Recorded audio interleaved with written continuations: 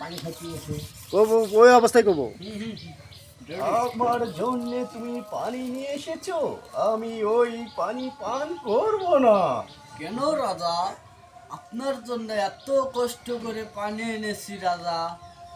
পাশের বাড়ির সেই সেলিম ভাই আমাকে বলল তুমি নাকি ষড়যন্ত্র করে আমাকে বিষ খেয়ে মেরে ফেলার চিন্তা করেছ এই রানী। কি রাজা, সি সি, আমি এটা কি বললেন?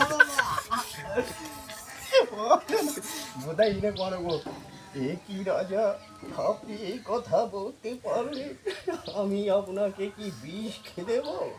আমি আপনাকে এত মনে প্রাণে ভালোবাসি আর আপনি আমাকে বলছেন বিষ দেব? না না রাজা, হয়তো উনি আপনাকে আমার উপর ষড়যন্ত্র করে আপনার কাছে মিথ্যা কথা বলেছে। বোধাই এরকম